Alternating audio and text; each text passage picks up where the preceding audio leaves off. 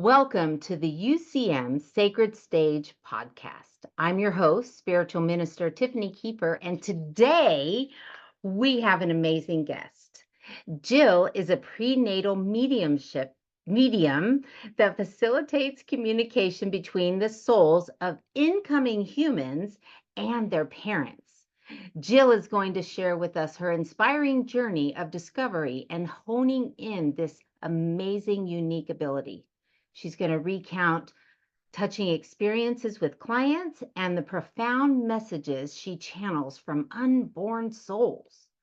From guiding couples on fertility journey to providing healing support after miscarriage or abortion, Jill's work bridges the spiritual and physical realms with compassion and wisdom. Jill, I am so excited to have you. I'm so curious to know more about this. Oh, Thank I'm you so excited. much.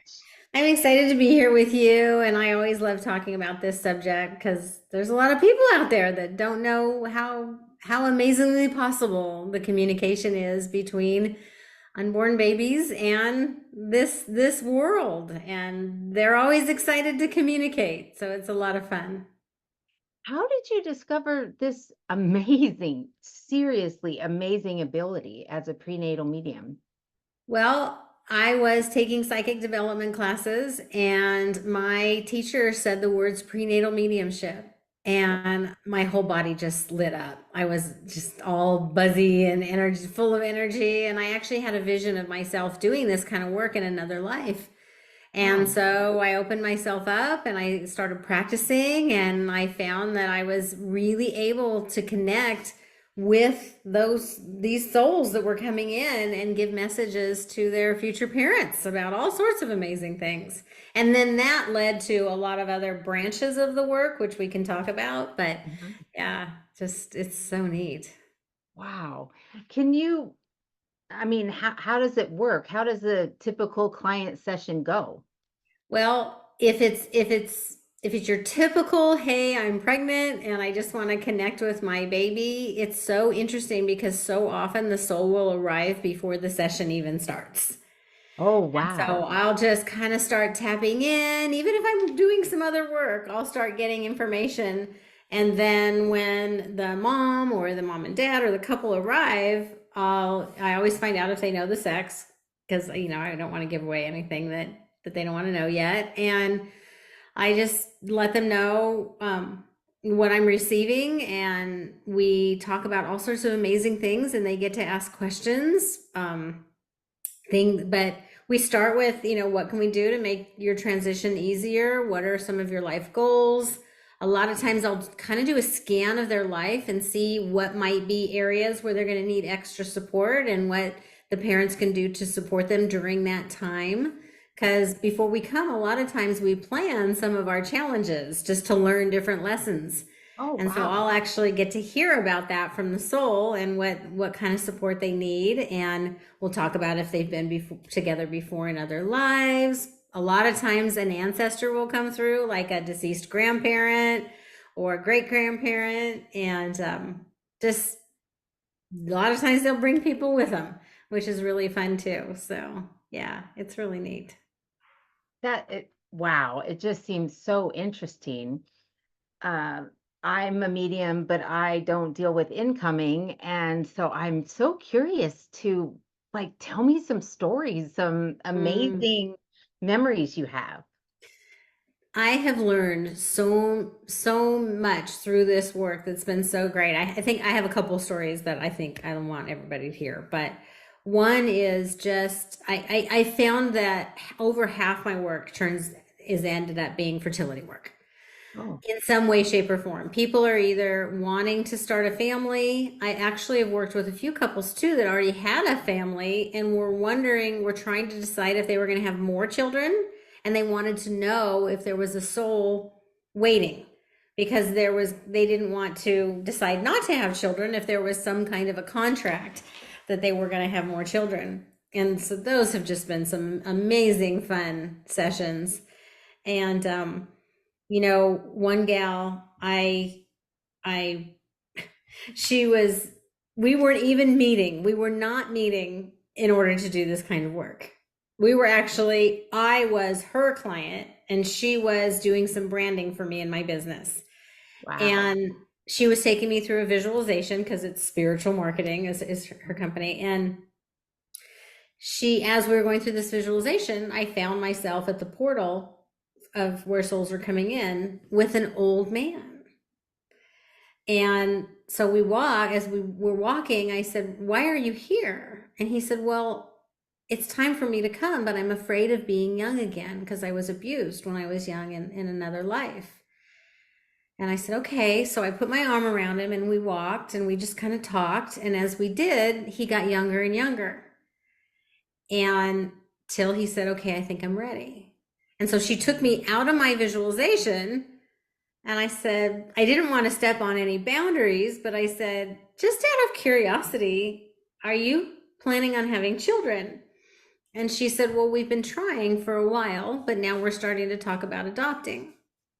And I Hmm. said, "Well, there's a soul here for you if that's something that you're open to." And we left it at that. Well, the next time I got on the phone with her, I said, "What are you celebrating?" And she said, "I'm pregnant." So And now amazing. she Oh has my an gosh. amazing 1 year old, just turned one, but they went camping that weekend and opened up to the soul of that baby and conceived. And that has happened more than just that time. I've had a few instances like that where we've done some work and I've helped some couples conceive, which has just been magical and fun. That's I keep amazing. using the So word fun. It must be fun. do you teach your clients how to connect with the incoming souls? Absolutely. So that kind of just comes in usually during most of my readings is I will let them know you can tap in as well. Talk to them, read to them, include them in your life and just kind of pay attention to what messages might come through. And I just explain to them that a lot of times you're not going to hear it with your ears, you're not going to see anything, but you'll just have thoughts that are being given to you. And if you can trust those thoughts are actual messages and open up to that, a lot of times they can learn how to talk to the babies themselves. Wow. Wow. So that's just amazing. So there are so many, I mean, there's so many avenues I see with being a prenatal medium with souls that are, like you said, are wanting to come in. But what about souls that left abruptly? Learned so much just from, working with women that have had miscarriages. And then I've had classes where several women had had abortions and they weren't even going to talk about it, but they all kind of ended up there together and they were able to talk about it. And it is a wonderful thing to be able to connect with a soul that was unborn, that never came all the way. And there's so many different reasons this happens. It seems like every situation is so unique and so different. And I have just learned so much about what can happen when a baby is in utero. I had a woman in one of my classes and she was about 8.5 months pregnant. She was getting there and she had had a miscarriage. And so we tapped into not only her daughter, but into the baby that had, and sometimes it'll be the same baby. Sometimes there'll be Oh, a okay. miscarriage and the same soul will stick around and come back. This not always though. And so I tapped in and this was a male that came through and he said to me, he said that he only came to heal his mother's body so that she could have his sister. Oh So my. as he was able to perform a healing on her when he was in utero Wow. so that she could conceive his sister and have his sister. Wow, that's so amazing. That just really like got me choked up because so many times people feel lost because of a miscarriage or they feel like they did something wrong or even when they make the choice they still feel extreme guilt and Mhm. sadness and to know that there's a reason, wow, gives totally different perspective. Yeah, on. I had one soul that came through that it was a miscarriage, and he said, I never had any intention of being born. I will never be born on that planet. He said, but I needed to download some wisdom to my mom, and I rather than be a guide for her whole life, it was just easier for me to do it this way. Wow. And did the mom feel that she had new knowledge or some downloads? I not necessarily knowing exactly what had come. It had been several years, and I think a lot of times, same thing with when we get downloads when we're sleeping, Mhm. or Yeah. I go to Dragon Master School when I'm sleeping. You don't always know what's been given to you knowledge wise until you need it, and then it comes through. So yeah. Wow. So how can how you talked about being able to heal the um, parents with their journey that they're going through. What if somebody's like seeking healing from abortion, a stillbirth, a miscarriage, or anything like that, how what's the first couple steps that you help them with?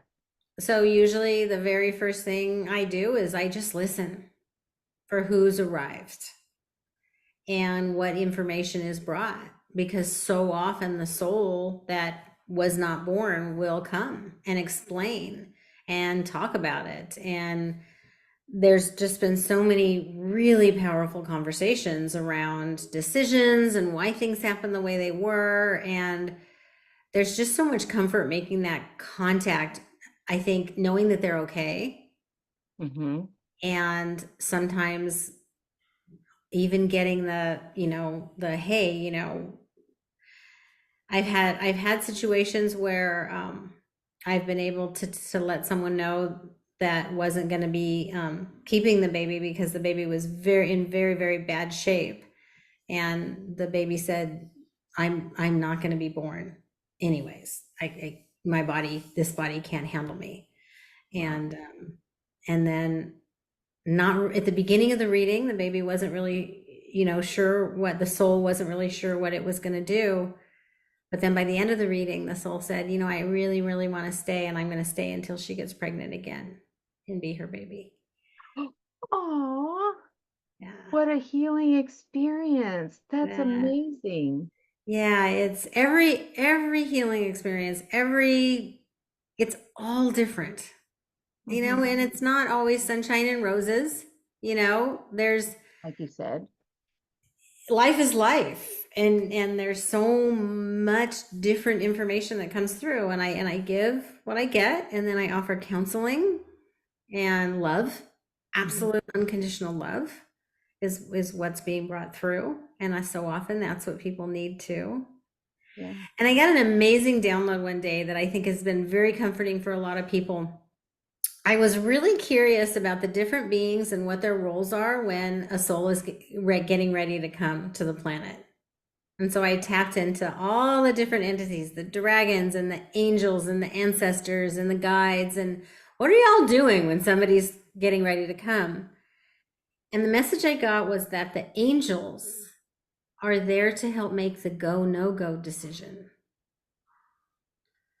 Oh, So when babies don't come, when there's a miscarriage or even a stillbirth, the angels are right there with that soul, oh, helping them make that decision. They're completely held. wow. And do you feel that they're there to help hold their mom too? I think moms have their own support. Moms have their own guardian angels and their guides and their loved ones here on the planet. Hmm. Hmm. Yeah. How do you navigate because there's such a stigma or stereotypical um, opinion about abortion and making choices for their own bodies? How do you navigate that? Well, I try to stay out of that, or the political arena as much as possible, because everybody has everybody has their own beliefs. And I think to think that anybody that thinks my belief is the only belief and the only way, I think that's a very closed mind. Mhm. And I have my own beliefs about, what I wish would happen in the world. Um, but it's not my place to put that on my clients. And I believe, though, it is my place to offer unconditional love. That's really what it boils down to. Whatever decisions you made in your life, unconditional love, whatever decision you're making. And human life is very, very precious. And at the same time, when the human life ends, the love and the being continues. That being is not ended. Wow. Your soul goes on forever. Yeah, infinite. We can't be separated from God. It's We are. impossible. Yeah, I agree. We're never separated from God. So we're here, and this all seems very, very dramatic. And it can be very, very hard to be a human, but it can also be very, very joyful. And we come Mhm. to learn, and come to experience joy that we can only experience by being in a human body. Yeah. And then we go. And whether we live for a few months in utero or we live until we're 100, we lived a full and complete life. And we came and we did what we came to do.